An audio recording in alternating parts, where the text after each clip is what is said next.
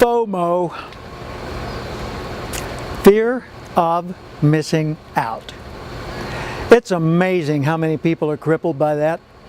You know, they get up and the first thing they want to do is make sure they check their email, make sure they check in on their Facebook feed or their Twitter feed, or they turn on the TV, the radio, something. They gotta find out, what did I miss? What did I miss? Am I behind? Am I ahead? Am I breaking even? You know, who knows something I don't know? That's a pretty sad position to be in. You know, I understand the motivation of it, and it's wonderful to want to be well informed. But I remember years ago, I was doing some training for IBM at their Armonk, New York headquarters.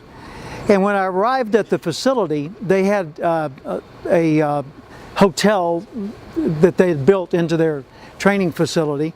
And as I checked in, the woman behind the desk had a stack of newspapers this tall. She had the Wall Street Journal, New York Times, she had the Washington Post, she had, you know, all these major newspapers of the day. And I said, "What's that for?" She said, "That's my assignment today." I said, "What do you mean?" She said, "Well, this is a Sunday and it's my day to catch up." She said, "I've got to read all this, otherwise I'm missing out." And as I walked away to myself, I just shook my head. That's sad. And it's not sad that she wanted to stay well informed, and God bless her for thirst for knowledge. We're not talking about a thirst for knowledge here. We're talking about the underlying anxiety, the fear of missing out.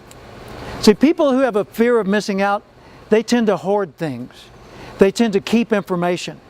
They tend to not file things because they're afraid if they put it in a file, they'll forget about it and it'll get lost. And then who knows if it's really there, right? They get magazines and newspapers and they accumulate them. And they think, well, there's an article in there I didn't read. I'm going to get back to that. You are? No, you're not. You know, you observe your patterns over time, and this is really critical to your and my personal growth. Be self-aware. For heaven's sakes, notice what you do.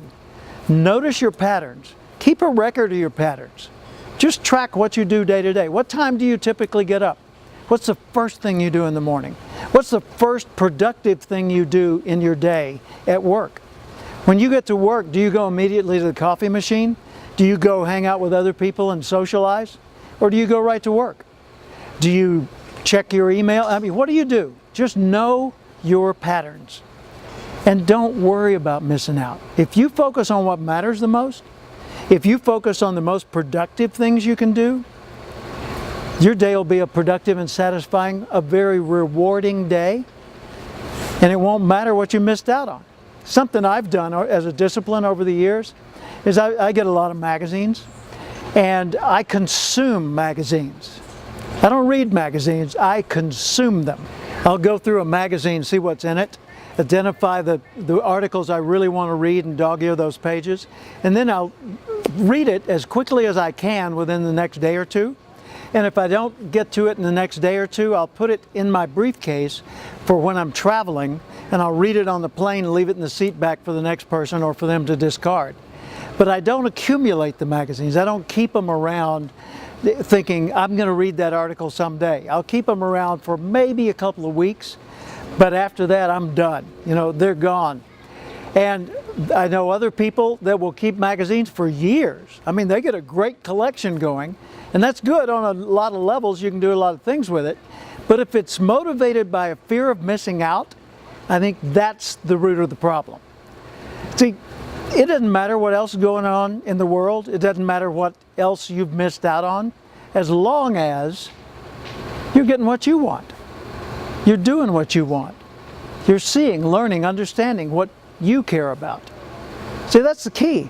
Structure your day so a lot of your time is spent doing the things that matter to you, and then what you miss out on won't really matter. Because the most important comparison is not you to them. It's you to the earlier version of you. Use yourself in the past as the guide for what you want to be better than, and yourself in the future as your guide for the dreams of what you want to become.